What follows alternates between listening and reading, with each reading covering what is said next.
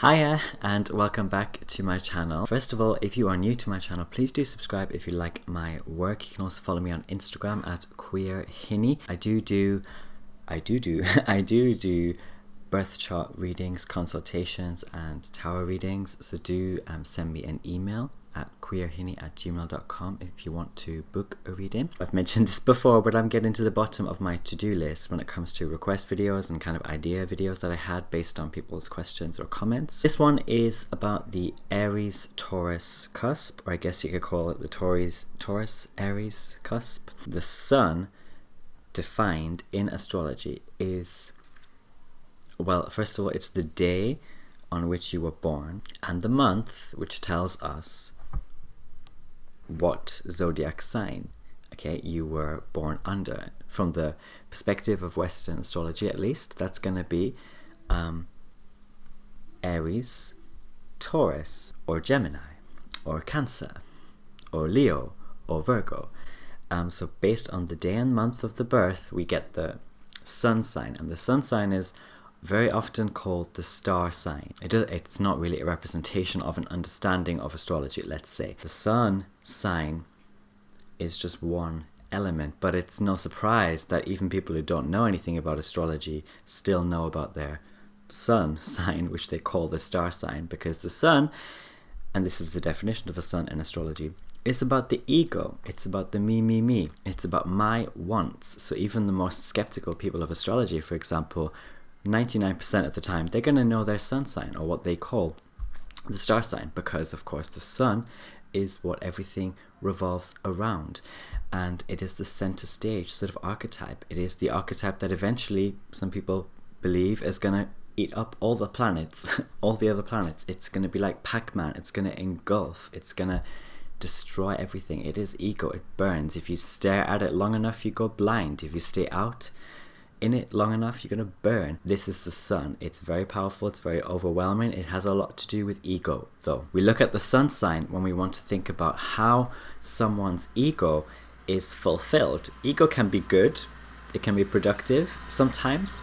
And astrologically speaking, what we mean really is a sense of duty. So if you are, for example, a Virgo sun, then your sun is fulfilled whenever and however you can provide service for other people, because Virgo is very often described as the helper, or the service sign, or the I help, or I analyze so as to help, so as to correct, blah blah blah. That's how the Virgoan ego will be fulfilled. But in astrology also there's the more or less desirable sides, which is about ego being overblown. So for example, going back to Virgo, if you're a Virgo sun, this is like, I am right, I am correct, I am perfect, I am tidy, I am clean, ha ha ha. Aren't I brilliant? Aren't I amazing? Aren't I better than you and everything around me? So that's also the sun and what the sun can do. So each of the planets in your personal birth chart astrology has a quote unquote good or bad side, and it's all about how you personally are harnessing that, how you personally understand that. Even when you have this sun on a cusp, it basically means a cusp is just the border.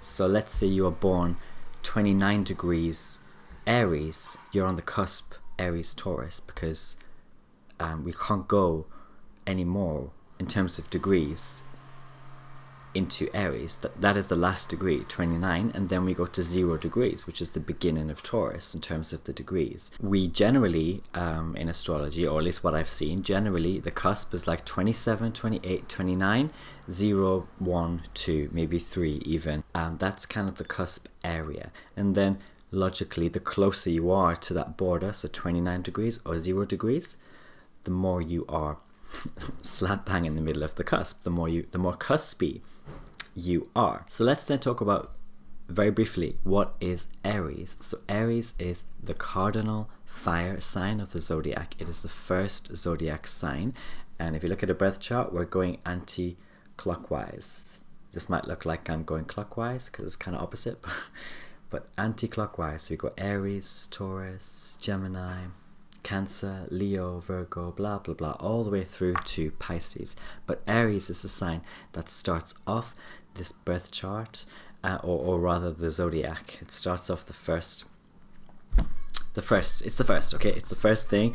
And so, Aries energy, Aries archetypes are associated with things like innovation, with things like entrepreneurialism, with things like leadership, with things like pure creativity, with things like excitement, with things like bravery, with things like comedy, with things like, what else can we talk about? Fighting, with things like conquering, with things like general extroverted passion. But also a very key thing when we talk about Aries is the self, is me, me, me. So you can see there's a correlation already, or a strong similarity already, between the Sun archetype and this Aries constellation archetype, because they're both quite about the self, quite about this me, me, me sort of thing. And so if you have, for example, the Sun in Aries, your ego is even more, or your Sun is even more likely to be important to you, or likely to be important in your birth chart than some other Sun signs. Taurus then, if you want to know what is Taurus and the archetypes of Taurus, you can actually check out a video that I made already, which I think is called Taurus Sun. I will link it in this video, and you can check that out.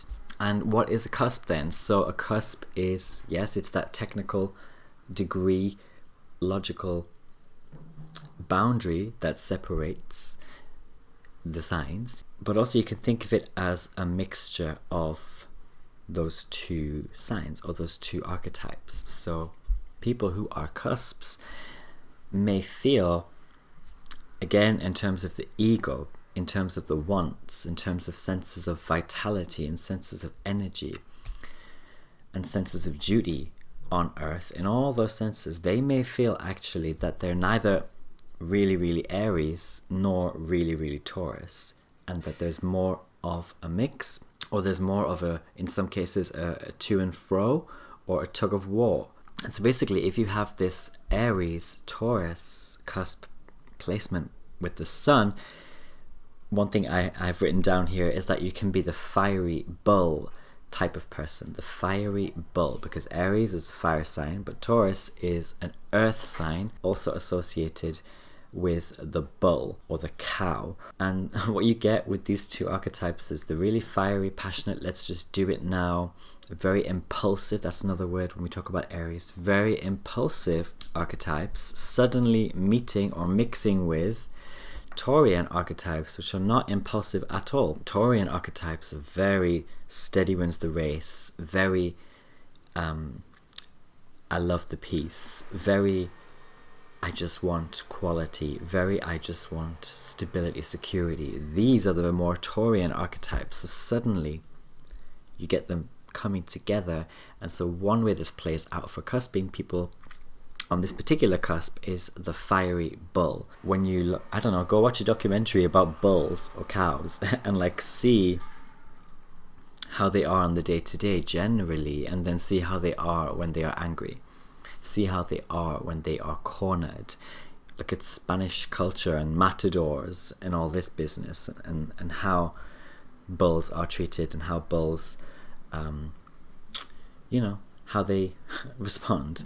This is the fiery bull placement in the zodiac then. So it can have a lot to do with your nature as a person, egotistically, as a person in terms of your wants, as a person in terms of your sense of fulfilling your duties, your sense of feeling vitality, the Sun. Do you feel like you're getting, do you feel like you're energized? Does your ego, that sense of self, feel energized every day when you wake up? Is the Sun being fulfilled? People then, they might know you to be this kind of, people who know you, they might know you to be this fiery bull archetype who is most of the time quite calm, placid, but suddenly they can also be, with the cusp placements is very much like Frankenstein sort of placements. They can also suddenly flip, suddenly grunt, suddenly be somehow aggressive, or very self-asserting, because Aries energy is about self-assertion,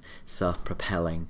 What's that word? Sustenance, self-sustenance as well, which is not too dissimilar to Taurus.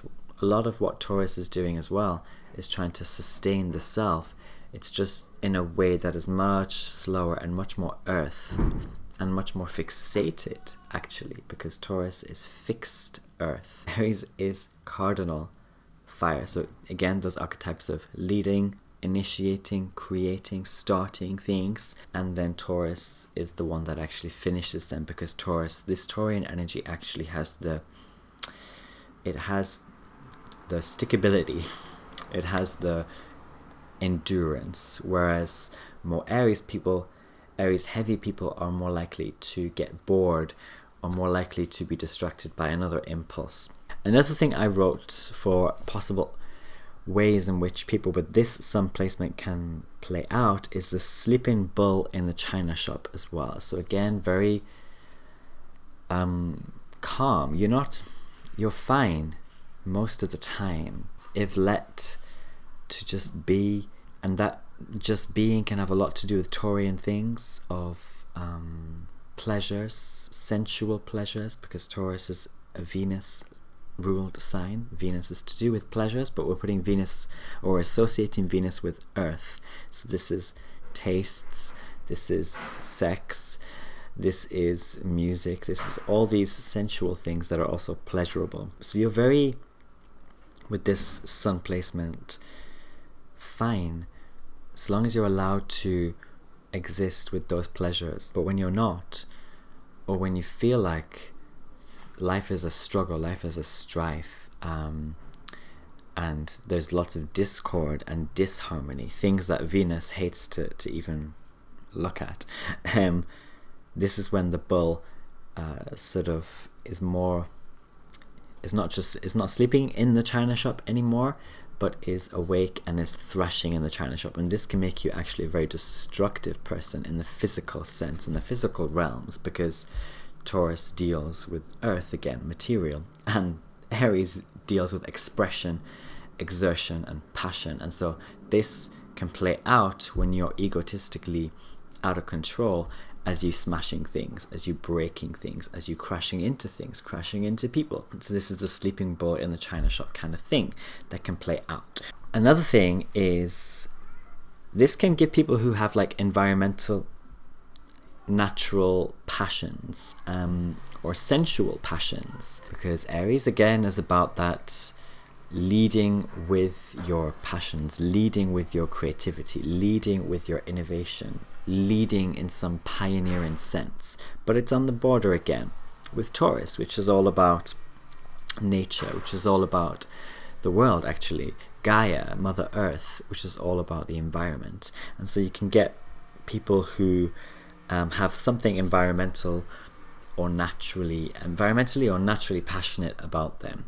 And being close to Aries, you can get more anger when it comes to these things. More anger, but the key word is passion here, when you have your ego, your sun, on this cusp. Finally, one thing I wanted to mention is that people with this cusp placement can they can possess sort of innovative or entrepreneurial skills, because the innovation and the entrepreneurialism is coming from the Aries, and the skills part is actually coming from Taurus. A lot of people can be innovative in many, many ways, right? A lot of people can be entrepreneurial, but how many people actually act on those things and actually put them into practice and actually follow through and have the stay power? Not many, perhaps. And the skills part then comes from Taurus, because Taurus is the landlord of the second house. Now, don't worry if you don't know what that means, but basically Taurus is associated with skills and trades that can make you money, that can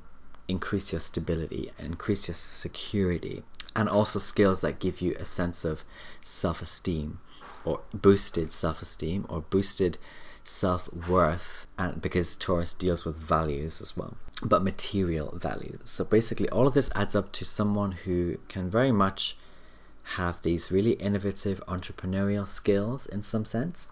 However, because Taurus is here, it can lead this person to possess some kind of possible laziness or some kind of possible complacence, because again we get the cow that just wants, it doesn't really want to rush ahead or jump in like Aries does. It doesn't really want to always exist in that excitement. It kind of wants to sleep more. It wants to just be at ease more. It wants to be left alone a lot of the time. So you get this kind of possible laziness or complacency, which can, for some people with this placement, prevent all that innovative entrepreneurialism coming out or going the distance. And so this is just my take on the Sun on the Aries Taurus cusp. Hope it was useful, insightful, and I wish you all a happy Sunday fun day, and I'll see you next time. Bye bye.